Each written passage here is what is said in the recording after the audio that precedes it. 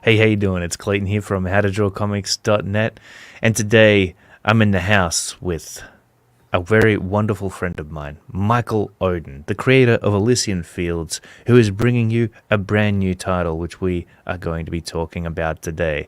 Welcome, Michael. It's amazing to have you here once again, and always a pleasure to chat with you. I'm sure that we're going to get into some good conversations during the show today. Absolutely, Clayton. It's always a blast to come on and hang out with you guys here on the How to Draw Comics channel. It's a very exciting time. I've come a long way since Elysian Fields and Judex, our next project, which I've partnered up with the people over at Global Frequency Studios, who did obviously the fantastic Mavericks book that came out, I want to say last year. We're coming together, and Judex is gonna blow people away. I think it's a really stellar project. Oh yeah, nice. Oh, Judex. What an intriguing name. I'm looking forward to unpacking this book. First, a quick hello to all our listeners who are tuning in live right now. It's good to see you here. Aldous on the Farm, Nefarious, Alan Pines, just to name a few. So, you've teamed up with Global Frequency. Now, I've talked to Global Frequency once. Very cool guy and gal, from what I remember. I think they're a duo. Yes, well, Nefarious is there in the chat. That's part of the Global Frequency team. Yeah. So that's sweet. What made you guys decide to join forces? Did you feel like you could accomplish something super great by combining your creative prowess together? So I think what it was is I met Neff and Kim while I was promoting the Embrace, which did very well. The Embrace, obviously you did a cover for it, so that was kind of a big deal. But that kind of put me in touch with them, and we kind of clicked. And so we would talk, and he became like a sounding board for me on a lot of things. Like I would pitch him stuff, be like, "Yeah, that's a great idea," and we'd talk stuff out.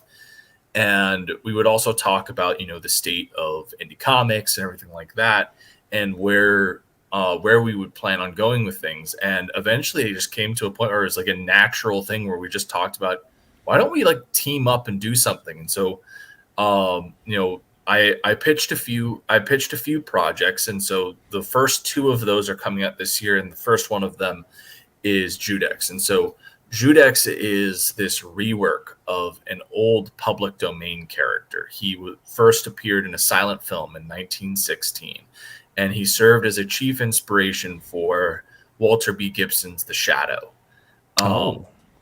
And so, anyone who knows me knows that I'm a massive fan of The Shadow. Have always really enjoyed those stories. And so, when I was looking at, when the character goes into public domain, it was pretty unclear by a lot of the standard searches that I was doing. I think at this point, somebody had pointed out on one of the last streams I was on is he goes into public domain in 2027. All this, they literally ran when the Vichy occupation of Paris was going on. They ran Shadow as Judex in France. They put in I'm fairly certain that I'll pull up the quote and I'll send it to you, but I was fairly certain that I got it from an interview Gibson did, where he expressly stated that he took a lot of inspiration from Judex. And that's in response to Aldous, one of our wonderful viewers from the audience, who states, point of order, there is no hard evidence of that. Okay, I will go double check, and I will, if I can find it, I will send it to you. If I can't, then I will stop bringing it up. But the point is, they are very similar characters, and that's one of the things. And they have a tied legacy together. And either way, that was the whole point. Is this gave me an opportunity to write a Shadow-like story with this character that I could kind of reinvent. And so I took, because the initial Judex was very different. And, you know, he was, a master of hypnotism, and he did all, and he has a similar design, but it's fairly localized. He's dealing with a corrupt banker that like financially ruined his father, was like the plot of the original silent film. But so I took this concept and I made him instead this like cultural protector of Paris, where he's kind of lurking in Paris's underground, where in this like, I call it the Court of Miracles or the Hub of Mystic, which is just filled with all of these like relics of Parisian and French culture. Um, So, and you've taken something, that existed, and now you're working with it. You're building upon it. You're making it into something new, breathing life into it again. What's that? That's always a fun experience, isn't it? I feel like once something is created, it inspires other people. And so we've all dreamt of working on our own Superman or Batman story, or for me it was Spawn, The Darkness, or Witchblade. And so you're almost fulfilling that dream in a sense that we all have, where you're working with an existing character and now building new stories, allowing them to live on. And I think that's a really wonderful thing when a creator can do that. Yeah, 100%. And it's a fun way to keep a character like this alive as well, because like Aldous is fantastic about this. In fact, like his YouTube channel has been dedicated to keeping the shadow alive by remastering the audio and what have you, releasing the old like George not George Orwell. Why was I about to say that? The old Shadow radio show with Citizen Kane. Yeah. Orson It'll Welles. come to you. There you go, Orson Welles. It's been a long day. Yep. It's too late for you. You should be in bed. I made you stay up too late. I knew it. It's not even that. Like I was up doing work anyway. Like it's been a crazy, like July is going to be a very crazy month for my job, and so we're all like scrambling around trying to get stuff taken care of before we're like everyone's hopping across the country and what have you. Certainly. So how did you get Global Frequency to jump on board with Judex? What were their feelings and thoughts toward this character that has been around, and now you're thinking, well, you know what? I think that there is more stories to be told here. So honestly, I think the big thing that sold them on Judex was initially, and Neff brings up a good point here as well.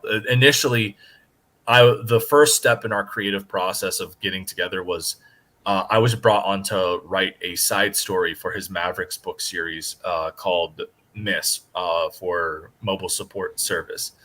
And, that work on that script has been a blast. It has been one of the most challenging endeavors in my life. I have written 8 drafts for this story, and every single time Neff has found something wrong, and I had to like go back to the drawing board. But I'm finally on the final draft. I'm 3/4 of the way done with it, and I'm really proud of how it's coming out. And it's going to blow people away because Neff is the perfectionist, and Mavericks has such a it's got a physics to it, and he understands it. And so like if I put something in there that doesn't work, he's going to be like, yeah, that doesn't work, this is why. And I just go, oh, okay.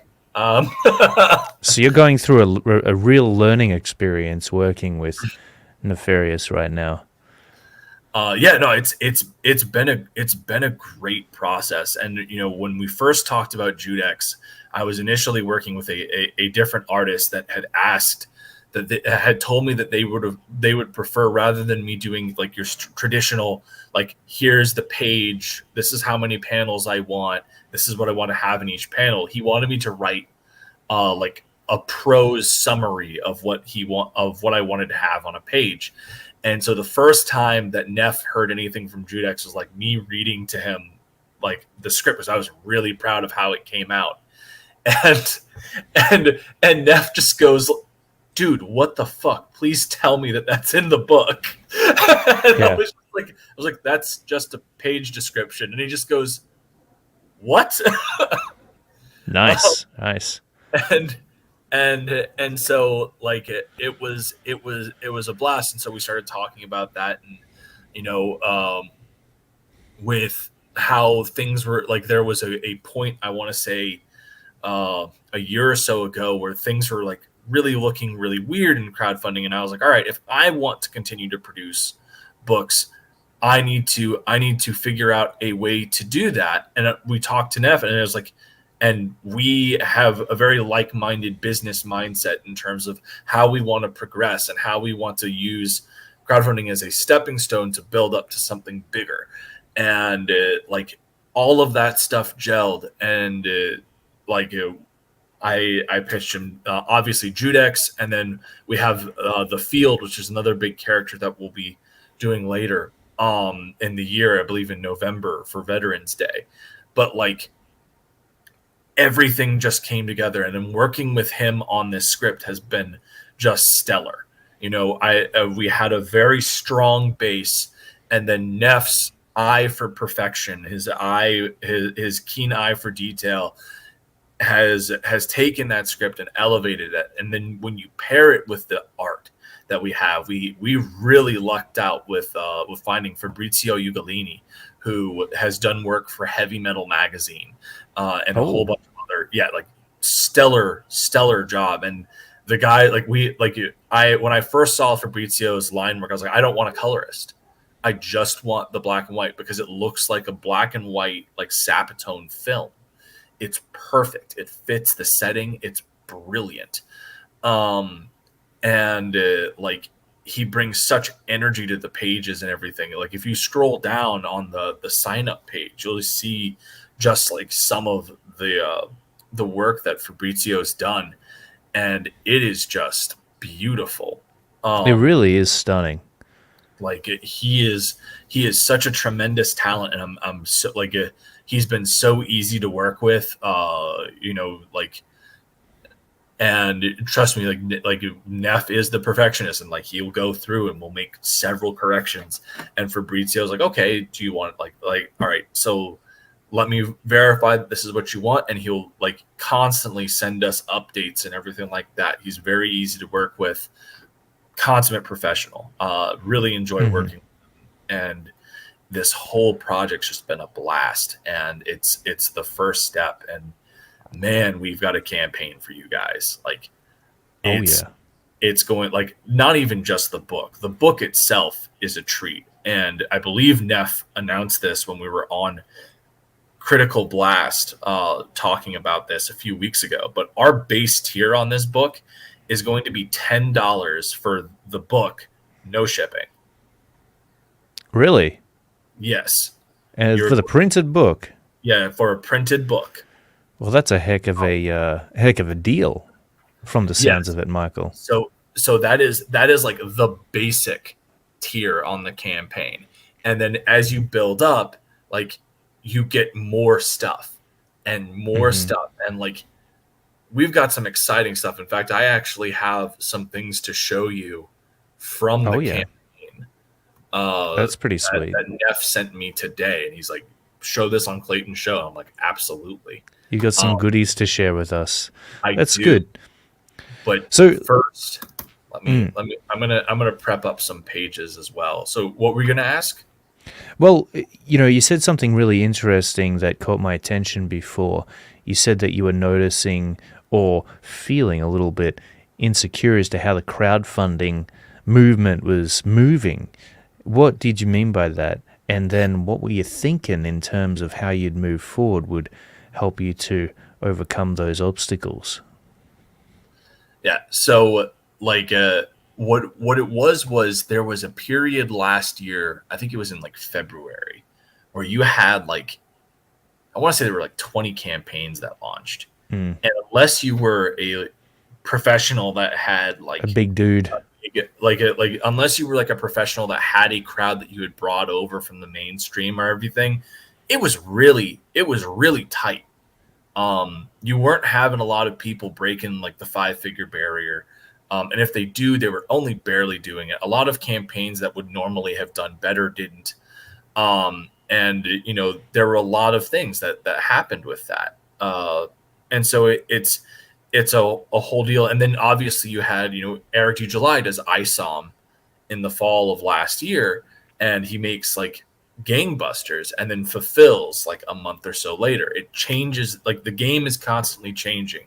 And so the question is, how do you evolve with it? And how do you grow and continue to push into new markets? And how do you do all of that stuff when you're in a super saturated market where you have creators that are at effectively our levels that are just like, you've got a concept and you've got the money to build it, and that's great, but it floods the market. And so how do you create something that stands out? Well, you get together with the people that have the right, like the same mindset of you as you, or maybe, and I don't even know if same is the right word, but a mindset that can challenge each of you guys to be better and push yourselves to the next level and come out with something that just is going to take people by storm. And that's what it really came down to, is how do I do that? And Neff was the person. Like, he was the one. And cool. Yeah. So Isom really, and Ripper and what he did with that project really did make a big footprint. And I think it set the stage a little bit. It showed us what was possible for crowdfunding comics. And it's not like Ripper was doing anything, I would say, special in the terms of how other people would be able to follow suit and do the same thing. I mean, he has a YouTube channel. Anyone can create a YouTube channel. He's gained an audience. Yeah. If you're smart and you think about it and you're creative and you put out interesting content, you can pull in an audience. And these days, it's all about building that personal brand anyway. And the beauty of that is, if you've cultivated a following around that personal brand, you can sell anything. You can sell comic books, you can sell action figures, you can sell sneakers. I mean, it really doesn't matter at that point. And so it's a very powerful thing. And I believe this is something Corey and I have been talking about too, that if you're able to focus on building up that audience, which I think Comicsgate has always really encouraged, is, hey, focus on building your audience, creating a channel in which people can find you, engage with you, relate, and then once they like you, hopefully they like you after all of that, you put out a book and they like you enough to at least check it out, to see what it is you've been cooking up. And so I do think that is the way forward, is to sort of keep doing what we've always been doing, but in a weird sense, both dependently and both codependently and independently. So you want to be building your own audience, but maybe you also want to team up with somebody as well, someone who's got that like-mindedness, as you mentioned, who shares similar values with you, because, I mean, two is sometimes better than one and is going to be able to accomplish far more than you otherwise would be able to on your own. Yeah, 100%. And I think that's what it comes down to, is like the way forward is together, and it always has been, especially for people that are rising up. Like that, obviously have the idiom, rising tide is good for all ships. But like really what this comes down to, especially if yes, building a YouTube channel and everything like that is important. It's building an audience and everything like that. But at the end of the day, it's also not, you do have to be extra creative about it, because there is so much, like you look up comics, YouTube, thousands of channels, and then you're competing with airtime with a million different other creators. It's hard. And that's not to say that it shouldn't be. Nothing in life that you do is going to come to you easy. if it's worth it. You got to fight.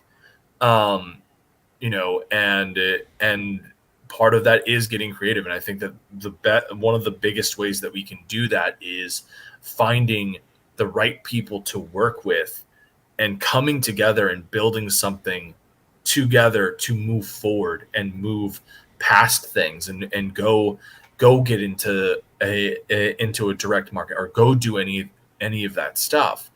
And the way to do that, I feel, is together. And Neff has been absolutely fantastic, and working with him has been great. We bring out some great stuff. And speaking of, I want to show off some of these pages. Let's take a look. Yeah, I'm being kept in suspense here. So this one has been around a little bit, but it's still one of my favorite pages from this book. Okay, let's check it out. All right, what are we looking at here? So this is Judex. He's in his the Court of Miracles, and he's looking into a crystal ball, and he's seeing some stuff happening in his city. And you get this awesome upward dynamic shot, and then hanging from the hanging from look the at that ceiling. Chandelier. Yeah, it's not just any chandelier. It's the chandelier from the Parisian opera house that was cut down by the Phantom of the Opera in Phantom of the Opera. So it's as I said, his hideout is this kind of collection of relics of French and Parisian culture that's just hidden in France's underbelly, and that's where he exists. That's where he lives. It's his bat cave. It's his sanctum. That's cool. Look at all that. There's so much detail in that chandelier. It must have taken your artist. Sorry, what was their name again? Fabrizio. Beautiful name. It must have taken him so long to get all of those itty bitty details, all that intricacy incorporated into that chandelier.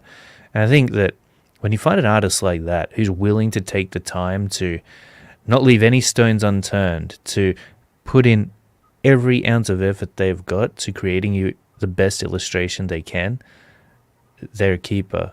I mean, difficult to find artists like that who have the patience, especially nowadays. And it's not most artists' fault that they don't have the patience left to sit down and create an awesome piece of art anymore. I think that social media and all sorts of things, video games and whatnot, I do think that it just presents something that is a little bit more fun and appealing and engaging than sitting there drawing for hours on end trying to create a full-blown illustration. Sometimes you want to get that illustration over and done with and jump into some Call of Duty, But no, Fabrizio, he certainly is not pulled toward that cheap entertainment and is instead focused on creating something which is truly going to stand the test of time, I think. And if there's one thing that I know about you, Michael Oden, it's that you have an eye for talent. You know how to find beautiful looking illustrations that are created by extremely talented artists, and then hitting those artists up and somehow wrangling them into working on your own projects. I don't know what it is you promised them or how you convinced them to do it, but man, I'm a little bit envious. It's like I can never find them. I don't know where they're hiding. Dude, I honestly, it's really funny. It's probably outside of my ability to write a solid story. I agree. My biggest talent that I have found in this industry is how to how to scout for talent, where to look, and effectively just having the courage to just email them, like, "Yo, what are your rates? What do you what do you charge for X, Y, and Z?" And then being like, "I can afford that. All right, yeah, let's get together." And I've been incredibly fortunate with the people I've worked with. I had Kari Salviejo with me on SPQR's Bizarre Adventure, who was absolutely phenomenal. I mean, Dean James, Amazing. also, the Embrace one was good, but like, let me tell you, like, his art has leveled up to a whole other level for the Embrace 2. Dean he's just constantly improving, and I love watching him work and get better, because it's he's not just an artist, he's a friend, and he's my co-creator on the project. So it's awesome to watch him grow as an artist as well as we progress through the series, and it's I cannot wait. Um, uh, Yeah, he's and smashing it.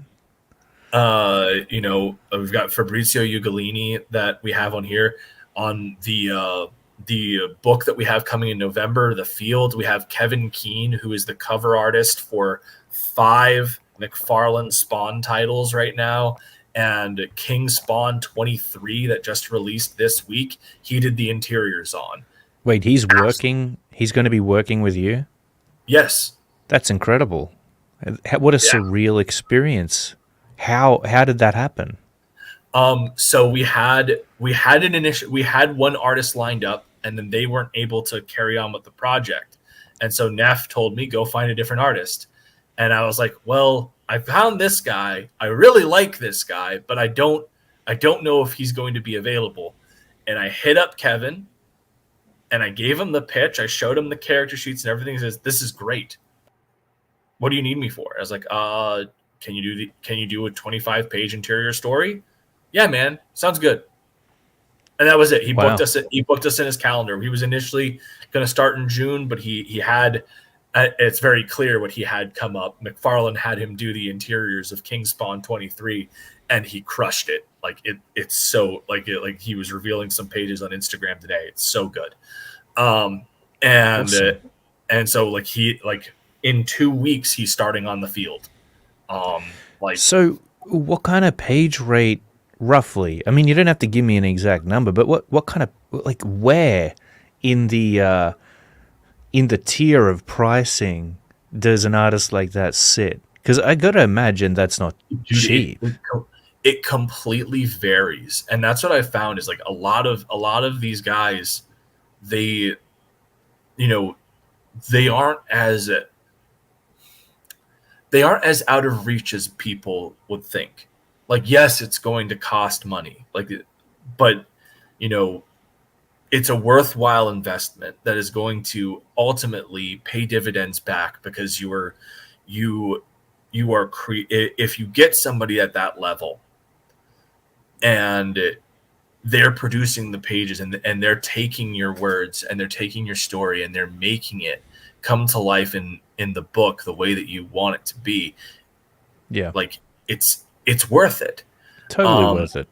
And like on top of that, there's obviously like a marketing aspect of it as well. Kevin Keane works on, he's done covers for King Spawn, Scorched, and there's another Gunslinger Spawn.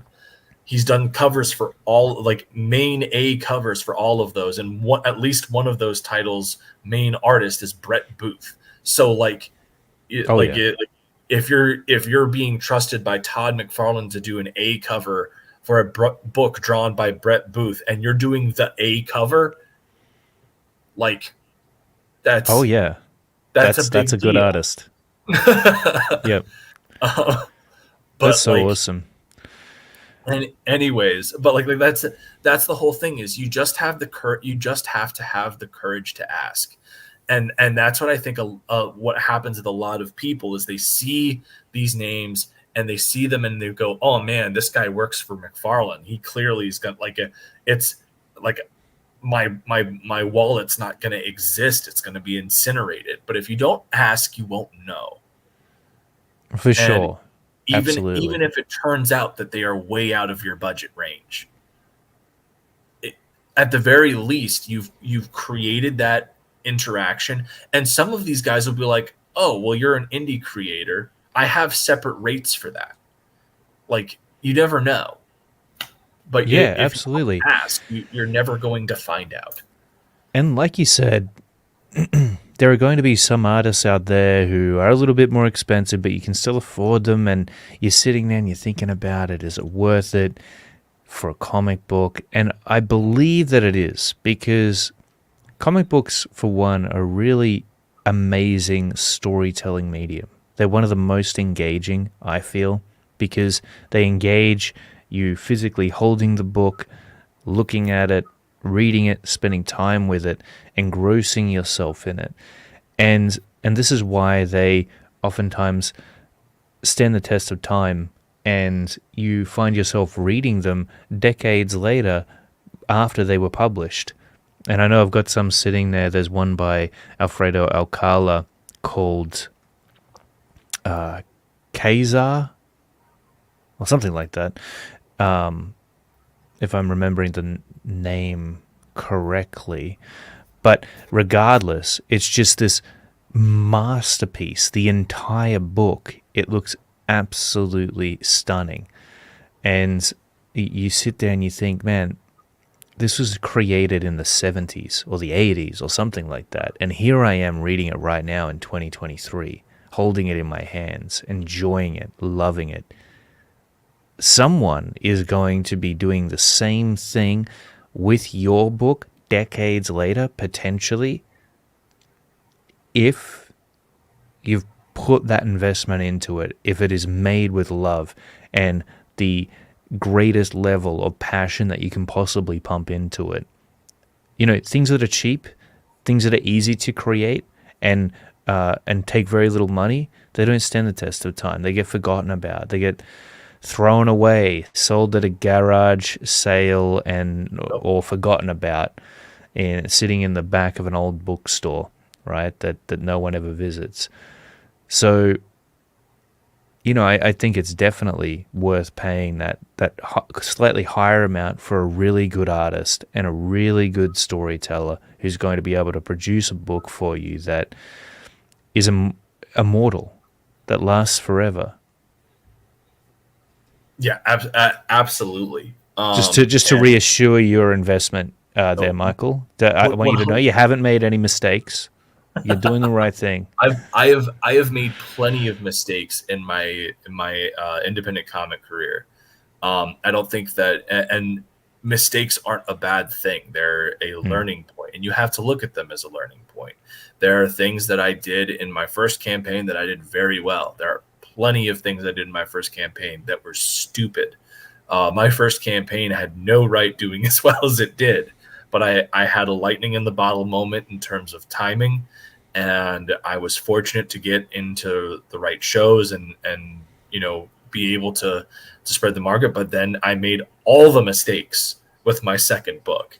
Like, oh yeah, it was literally a contest of how many things I could mess up in a row. It felt like at times. And then when I did the Embrace, I made a lot of really good plays in how we initially brought that to life. And then, you know, like there's all sorts of things that I've done well, and there are things that I did okay but could improve on, and then there are things that I just absolutely bungled. But you can never allow yourself to be weighed down by those. You literally just got to look at it as, well, that's unfortunate, but we got to get back up. Yeah, I think it's part of it. Every creator is going to make some mistakes, some more than others. Yeah, and that's how it ultimately goes. And then you know, to your thing, you talk about, you know, having the art that really showcases like the passion and everything. Oh, gee, thanks, Dean. Dean says Oden mostly makes mistakes. He's lucky to have people like Neff and I to sort out his, let's call them tendencies. I love that. Well, you know, it's weird, man, because sometimes, as good as your intentions might be, and you think you've got it all figured out, but for some reason things just go wrong one after the other sometimes, and it really does make you second guess yourself after a while. Like, am I am I really as smart as I think I am? Should I be doing comic books at all right now? But, I think that the answer is yes. Because if you've never gone through the process of creating a comic book before, even creating it a second time or a third time, because new different challenges pop up at every tier, then you're going to have some growing pains. That is just the 100%. reality Yeah. of the situation. There's no alternative to that. You've just got to go through the growing period and then hopefully come out the end an experienced comic book creator who makes Yes. those mistakes very rarely going forwid. One And one they hundred. hurt. Those mistakes hurt, and that's why we remember them Oh, and dude. avoid them at all costs later on down the track. Like there were definitely, like, one of the big things, especially from the crowdfunding aspect, is you're not just doing comics. You have stretch goals, you have other merch and everything that you're trying to handle as well. And so trying to find the right vendors, everything like that. And when you hit the wrong vendor and you get hit with that price tag, it's like, oh no, what did I do? Yeah, um totally. That's exactly uh it. but yeah, like it's one of those things. What is Neff saying? He's saying if you have a 10K budget, you can't afford an artist who's going to charge 11K. That's just a cold hard truth. You may want to think, oh well, just make it back on the next one, but a lot of creators go broke doing it that way, and that is true. And it's ultimately one of the big things is, like Neff pointed out, is like Oden doesn't have to pay for the artist. One of the big things that Neff's able to do is he has the production arm. He has the ability to boost us to that next level, and I'm very grateful for That's everything that he's done fantastic. with it. He's been absolutely fantastic partner in all of this, and I genuinely hope that, I'm doing my part. I think that we do have something special here. And to go back to the pages, I have a page that I don't think we've shown anywhere before. Oh, So let's bring that up. This one's great. And like, Clayton, you were talking about, seeing a piece like years from now, but like, man, this was made X amount of time ago. This is one of those pages that I think really shows off Fabrizio's talent here. It looks just great. oh, for sure. It looks like a movie that is unfolding. I can see it playing out on the page as I'm looking at it.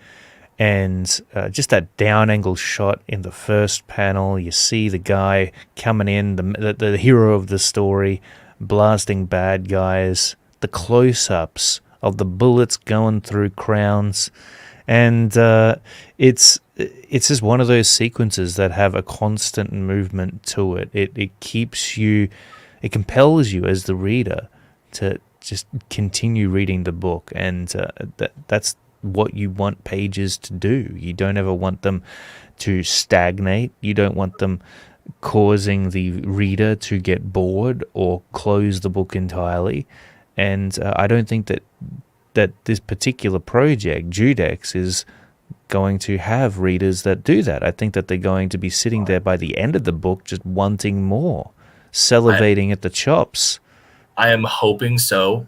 I think that we deliver on that. It's an incredibly well, and I don't mean to toot my own horn, but I'm going to for the sake of promotion. But like, it is an incredibly well paced story. It's fast, but it's not like jumping to conclusion. It takes its time to do what it needs to do early on, and then you know keeps on just runs, and the end, like how we end things sets up for our next book, and kind of sets up a dual storyline as well. I think that people are going to get to the end of Judex and they're absolutely going to want book two, and they're going to want it right then and there. But obviously, we're still doing this on our own, and so we're it's going to take us time to do the next book.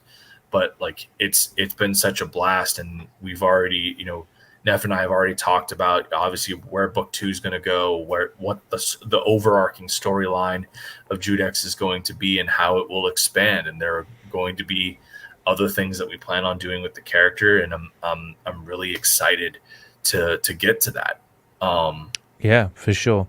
It takes time, putting these books together. And so it's as much as we would love to be able to put them out on a monthly basis, it would take us years to create a backlog of books where it was possible for us to do that. And so I guess the suspense is part of the fun when it comes to waiting on these books.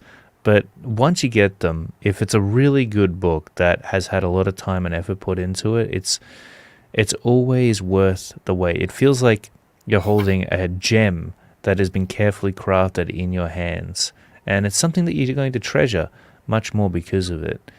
It's not the kind of book that you can just pick up off the shelf in a store. It's something that's really handcrafted, that comes from an independent creator, independent mind, independent people who are working hard together to put this thing together for you and give you an experience that is unique and unforgettable. And I personally can't wait to read Judex. I think it's going to be a really fun time. I should tell you, Michael, that when I was growing up, one of my favorite comic books to read was The Phantom, a character that grew up in the age of the Shadow. And I adore it. Like my guilty pleasure movies from when I was a child are 94 Shadow, The Phantom, and I don't even count it as a guilty pleasure movie at this point, but The Rocketeer. Like those three movies were like my jam. And in fact, my dad got me into the Shadow radio show. So and he was a big fan of the Phantom comic strips as a kid. So like the Phantom and the Shadow, my dad would come back from like a deployment because he was a special forces officer. So like he would be gone for like months at a time.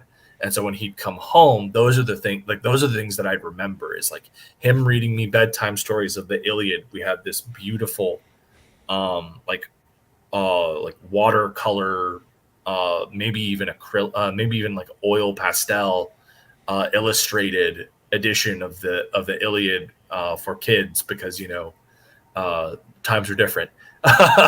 Yeah, but like for sure. But like. That he would read to me at night, and then it would be us doing movie marathons of The Shadow, of The Phantom. That's so cool. Like those are the things that I remember, and so I have a very soft spot in my heart for those older characters that I don't see get the love that they rightfully deserve because they inspired everything. Like they are the reasons for everything just as much as Superman was. Without the Shadow, you don't have Batman.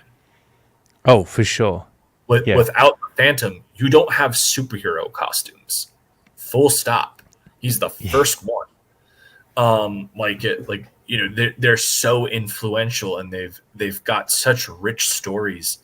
And I really hope that in Judex I'm able to take what I loved about those stories, take everything that really spoke to me about reading those stories and watching those movies when I was a kid and turning it into something exciting that people will hold on to and maybe even get some interest back into those older characters to see what they're missing. Well, yeah, I really do hope that it encourages them to do that because some of those stories were, I still remember them to this day, and there was something about their simplicity that was very grounded. When you read a comic book these days, you're jumping into a whole saga of something that's been unfolding for who knows how long. And sometimes it's just so above your head that it's difficult to conceptualize what's actually going on. Whereas you read a comic book like The Phantom and it's nothing more complicated than a witch doctor that has decided to turn some village people into zombies, and the Phantom's got to, go and sort him out. Or some poachers that are taking out some of the animals within the land, and the Phantom's got to go and take care of them. And I don't know. There's just something so much more real about that. Yeah. And the other cool thing about the Phantom is almost this mythos that is created within the story through the regular people, the regular characters that are a part of it. There is these presuppositions about the Phantom that you're fed as the reader from those people, and so it builds him up into so much more than what he actually is, which is just a regular man. Yeah, because he's a myth. He's the ghost who walks, right? And I am going to take a second because Neff is in the chat and he's been like, speaking of handcrafted Oden sees the segue. I apologize, I didn't see that until just a few minutes ago. But we've got another thing to share. So as I mentioned, we've got a lot of crazy stuff on this campaign. Oh wow! And Look at that. This will be available for people to get. This is an actual cosplay mask for Judex. Mm. That will be available for people to purchase. We will also have. That looks amazing. We will also have a 3D replica of his pistol, the Widow, which is like, we're talking about, living legends and mythos. The Widow is his pistol, and it's crafted from the blade of the guillotine that executed like Louis XVI, Maximilian Robespierre. It's like it has this whole thing, and it's been it's a symbol of French justice, and it's in Judex's hand. Its justice is exact. It it only fires however many rounds are needed. It's a character in its own right. I love that. We will have a beautiful 3D printed replica of that on the campaign as well. Cool. And I believe Neff has said that we're going to have a singular, and it's going to be like the most expensive tier on the campaign, but we're going to have a singular cosplay edition, which gets you everything that we have on the campaign and like a full cosplay set: hat, cape, mask, pistol. And it's going to be it sounds like you've got some serious funds behind this project to be able to be producing these replicas and whatnot. Yeah, like it is, but like I think that it's going to be worthwhile because it's going to be an event, and people are going to be excited about it, and it's going to do what we want it to do, which is get people talking. And one of my favorite movies of all time is Citizen Kane, and one of probably my favorite line from the film is it's no trick to just make money if that's all you want to do. Oh yeah. But if you have that was like the whole thing is it's not just about making the money. I mean, obviously we're running a business, right? Like, of course we want to make what has been invested back, but the important thing is to get people talking, to get people to notice. And that is the real trick, is getting something out there that engages the audience, makes them want more. But not only that, gets them to go, hey man, did you read this? Have you? Please sit down and read my copy. I got 2 more copies at home. Please come check this out. Like getting that feeling where I'm sure you had it as a kid where you're going to you're pulling a comic book off the spin rack, and you go to school, and your buddies that are also reading comics with you, you're like, dude, did you read this issue of X-Men this week? Like, this is insane. And you're all pulling out your copies of the book. That's what we want. And oh man, one of the ways that you do that is you create a spectacle. You make it an event. And when people see the masks, and Neff's talking about how the Widow is also functional. It has a hammer trigger, cylinder action, but no bullets. LOL. It is when you bring such care to everything that you put in the campaign, from the books themselves, the art, everything, like the story, all of that, to the items that you're bringing to the campaign. When you put that level of care, it's going to get people to notice. And I like it. It's honestly, it's really funny because, like, as I said, Neff is the perfectionist. So he'll be like, "Hey, man, how does this look?" And my jaw will just like drop through the floor. There is so much stuff that we're doing for this campaign, and Neff will send me like a proof of something, and I'll be like immediately like shocked, and he'll be like, "Well, actually, you could use this, that, the other tweak," and I'm like, okay, yeah, I'm just gonna trust you on this. For sure. Yeah. Yeah, it's funny what you were saying about wanting to share the things you find cool with other people. That's so me, man. If I find a new movie that I really fell in love with, or 100%. video game, or action figure, or a comic book, The I, the I first make I want to force people to experience it. 100%, like the first thing that I do whenever I experience something new that I love is I have a list of 5 people that like they are like my immediate call of, I need to tell you about this, and I will be like on the phone with with each of those people for at least an hour each, just going off on how great that thing is and how they need to get it. Yeah. Like it's one of those things, and that's what, like, that's what we're really hoping to accomplish here is really making sure that we put out the best product that gets people to have that same reaction. They read it and they go, man, that was great. I gotta go show this to my friends. I gotta show I gotta go, I gotta I gotta be able to get this out there and Hmm. and help do that, because that's such a big part of it. Yeah, it's huge. And it's so important for creators like you as well, Michael. Like, for people to have that word of mouth about your project and to tell others, hey, check out this cool book by Michael Oden and Global Frequency. You're not going to find it anywhere else. So take it and experience it for yourself. That really is what makes our businesses work, I believe. And it doesn't just happen physically in person, it happens online now.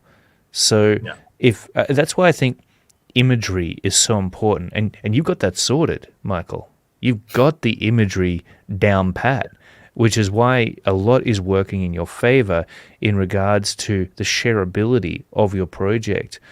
It looks cool, so people are just compelled to show it to others because we want to share cool stuff with our followers, with our audience.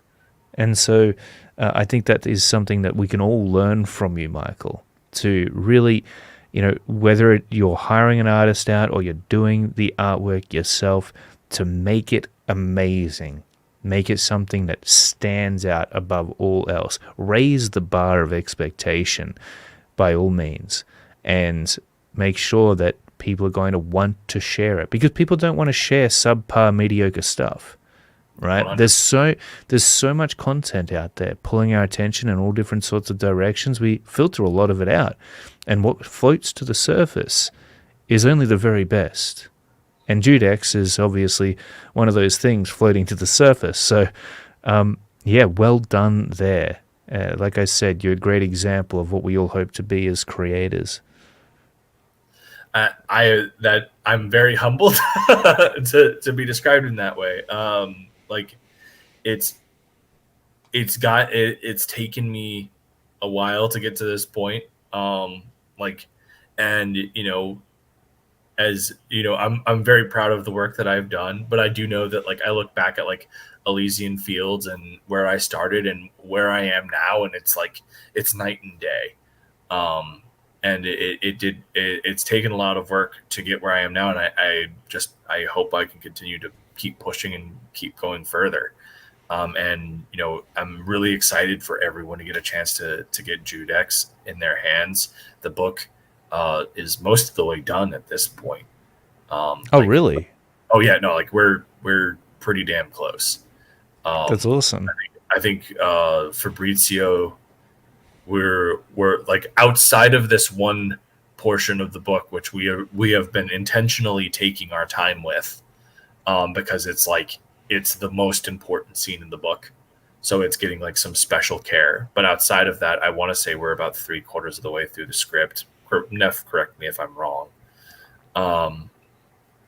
But So like the yeah. script's not done yet, but No, the art. the script Oh, the is script is done. done. What Yep. So like you're it, talking like about the the art art. is about 3/4 of the way through the Cool. script. I think Awesome.